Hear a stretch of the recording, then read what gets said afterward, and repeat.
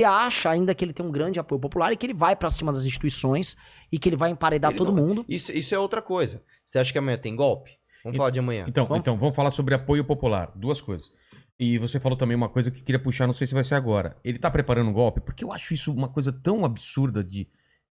Porra, ser meio viagem. É um assunto, mano, maravilhoso. Vocês querem falar primeiro o quê? Da possibilidade de vamos golpe? falar das duas, manifestação e golpe. E a popularidade que eu queria falar. Vai ter muita gente mesmo amanhã, vocês É que acham? depende, cara. Assim, ó, o Bolsonaro tem 23%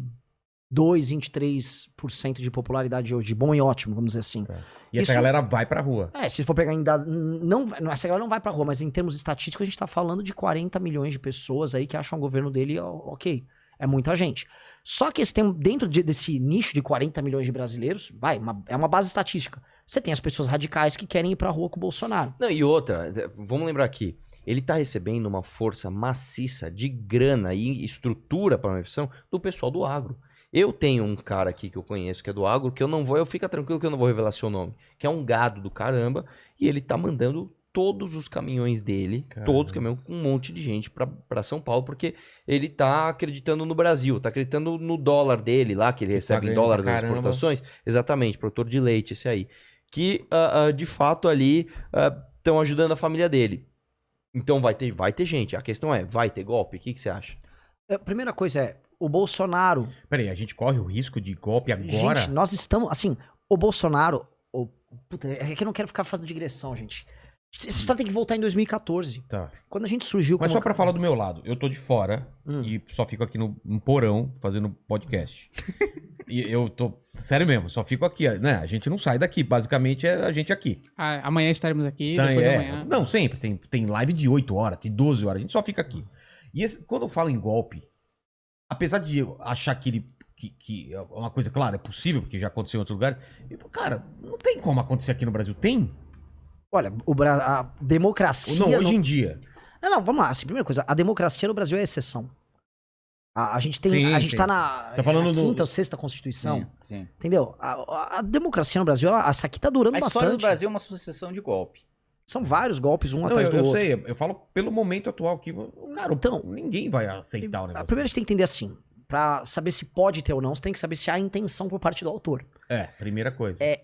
Isso é óbvio, e isso começa desde as manifestações de 2014. Quando a gente convocou a primeira manifestação, logo após a vitória da Dilma, quem vai lembrar? A gente convocou a primeira manifestação, o Olavo de Carvalho ficou embasbacado. Ele achou lindo, nossa, porque a gente botou na época 5 mil pessoas na rua. Lindo. E aí ele convocou uma live e queria marcar reuniões, e quem participou de Olavo? o Olavo, para falar, olha, alguns pedem impeachment, nós temos que ir para intervenção militar e uma intervenção popular. Ele veio com várias teses em 14 e 15, defendendo que fosse dado num golpe de Estado. E ele falava e escrevia cartas para comandantes do exército, e mobilizava o Alan dos Santos, mas isso em 2015, isso era 2015, público. 2016. E foi quando a gente brigou nos chamava, inclusive, para participar de reunião, para sustentar que a gente tinha que fazer manifestação para defender golpe. Caramba, cara, que velho doido. O tempo todo. E assim, uma vez a gente acampou na frente do Congresso em Brasília, tem um filme nosso que conta a história. A gente fez um acampamento na frente para pedir o impeachment. Aí chegou a Bia Kicis, que hoje é deputada, com uns doidinhos deles, acamparam do lado. Não, agora é a resistência popular. Eles criaram um movimento lá, nem lembro o nome direito, tipo isso. E o objetivo deles era, no dia 15 de novembro, invadir o Congresso Nacional. Até não deu em nada, óbvio, mas eles sempre tentaram isso, o Olavo sempre falou isso. E o objetivo deles sempre foi isso, porque eles acreditam na ideia de subversão popular e derrubada da estrutura que eles chamam de um estamento burocrático. São as teses do Olavo, que acho que não vale a pena de ficar entrando em detalhes, mas a turma deles, isso tá totalmente documentado, tem vídeos na internet, aos montes, eles sempre operaram com isso. O Bolsonaro ganha a eleição, e muita gente achou que, ele vai governar com o Guedes aqui, com o Moro, vai governar com os partidos também. Não, ele botou no coração do governo dele gente ligada ao olavismo, e todo mundo que duvidou se ferrou. Militares que bateram de frente perderam, todas as alas que bateram de frente com eles perderam. A ala ideológica que envolve a família e a turma do Olavo sempre ganhou as disputas. Que é o rapaz internas. do símbolo É lá. o cara do OK, o Felipe G. Martins.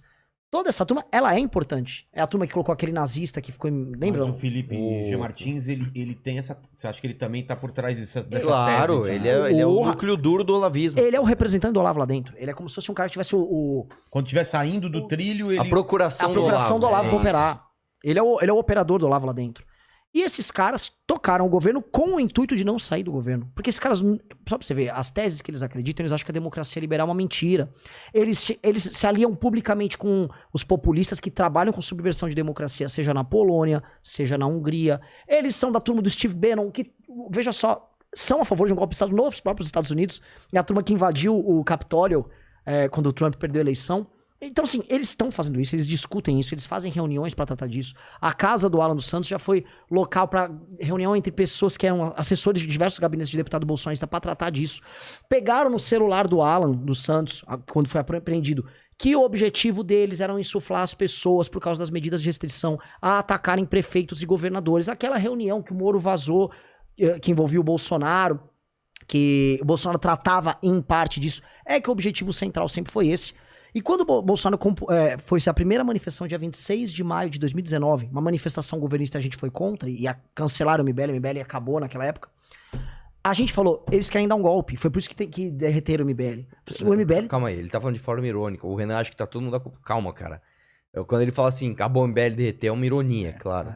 Não, porque eles disseram que a gente acabou... Foi quando a gente rompeu definitivamente com o bolsonarismo, porque eles cobraram que a gente participasse de uma manifestação que defendesse o fechamento do Supremo e o fechamento do Congresso. Aí a gente falou, mano, vocês estão loucos? A gente tá defendendo a reforma da Previdência, vocês estão querendo fechar um Congresso, fechar o Supremo Tribunal Federal, e aí foi na época que eles falaram, não, então vamos destruir vocês. E nisso tem uma semelhança muito grande da mentalidade bolsonarista com a mentalidade petista. Eles são hegemônicos, eles têm que ser a única força política, a única liderança política dentro do espectro político deles. O PT sempre teve mais preocupado em destruir outras lideranças de esquerda que pudessem se sobrepor ao Lula do que em fazer enfrentamento ao PSDB. Né? O PT, quando ele demitiu a Marina e falou que a Marina defendia banco porque o vice dela era da Natura, tava tentando destruir a reputação dela. Mesma coisa com o Ciro, mesma coisa com todas as outras lideranças de esquerda que tentaram ascender com o Lula. E o Lula sempre apoiou gente sem carisma e sem graça que não tinha a menor capacidade de superar ele. Era o Haddad, era a Dilma, era sempre gente sem expressão. O Bolsonaro é exatamente a mesma coisa. Ele tá muito mais preocupado. Você vê o Eduardo Bolsonaro, você vê o Carlos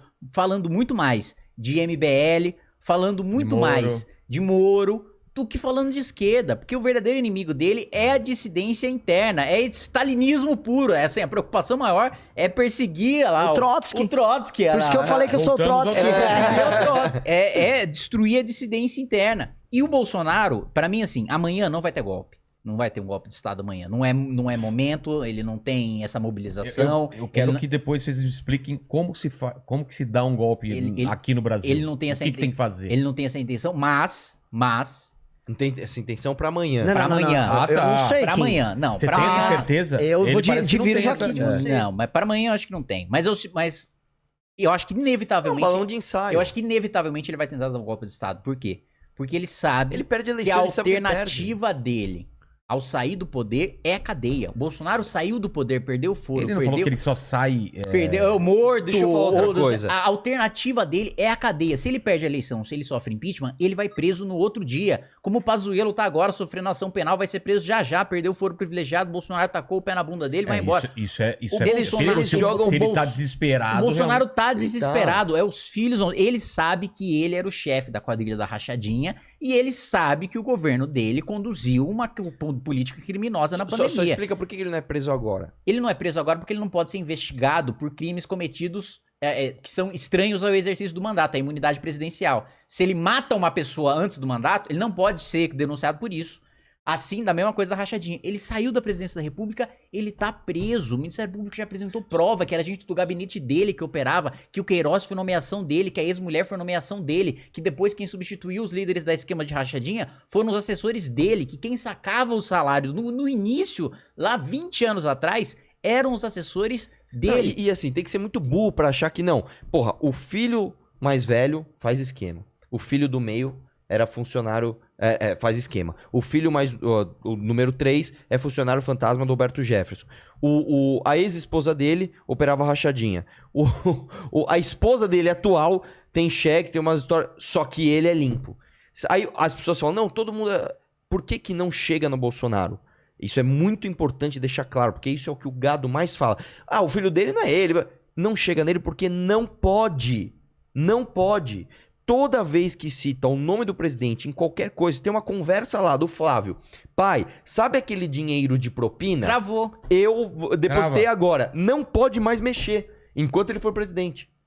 E ele sabe que ele vai perder. Você quer ver uma coisa? Pra quem tá em casa, vamos transformar uma linguagem popular. Só pra fazer um resumo do meu raciocínio. Para pensar. Se a alternativa ao sair do poder é ser preso, por que você não vai tentar dar um golpe de Estado?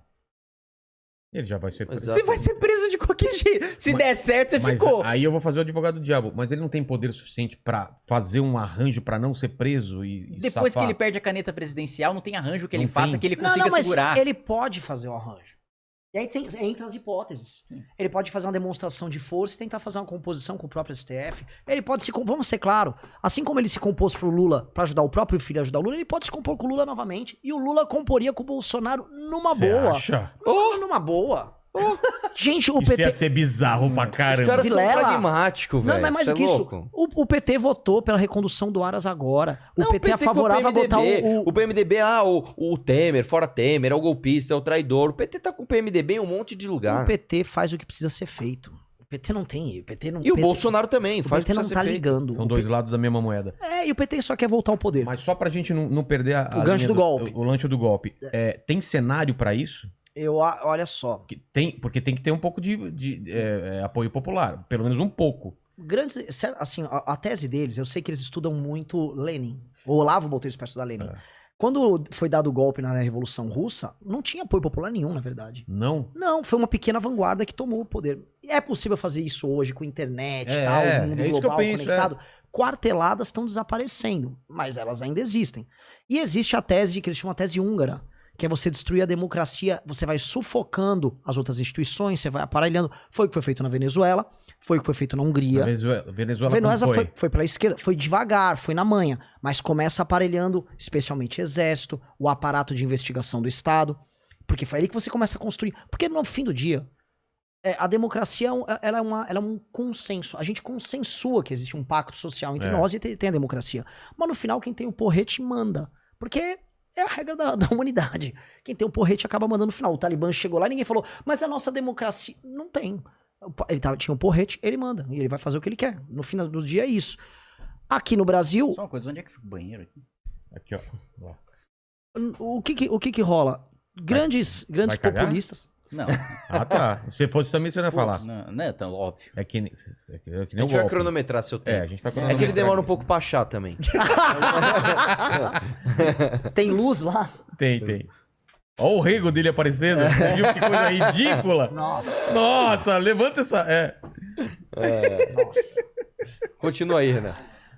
Você tem que começar aparelhando Forças Armadas, aparato investigativo do Estado. Ué, não foi isso que o Chaves fez? Foi. O que o Bolsonaro fez? Não, Aparelha a PF, aparelha as Forças Os Armadas, três troca o chefes comando. das As Forças Forças- E Armadas tá todo mundo com ele. pediram demissão no mesmo dia. Isso nunca tinha acontecido na história do Brasil. O chefe do Exército, o chefe da Marinha, o chefe da Aeronáutica falaram, não dá. O Moro Estamos lá saiu fora. quando ele aparelhou a Polícia Federal. O Bolsonaro aparelhou a PF e não pediram impeachment Ele dele chegou nessa até a época. falar minha PF. A minha Sem PF. ato falho. Como a ABIN tá aparelhada, a Polícia Federal tá aparelhada, aí ele aparelha as Forças Armadas. Saiu pesquisa hoje, 30% dos policiais brasileiros são favoráveis a participar de um golpe com o Bolsonaro. Porque grupos de WhatsApp bolsonarista com policial é o que mais tem, mas faz tempo. Eu já tive em vários, que tinha um monte de policial bolsominion. É uma realidade. Então, assim, o Bolsonaro tá fazendo um receituário que é um receituário hegemonista e golpista. Esses caras, pra conseguir dar golpe, em geral, precisam estar populares. E o Chaves era popular, mas era muito popular. Exatamente.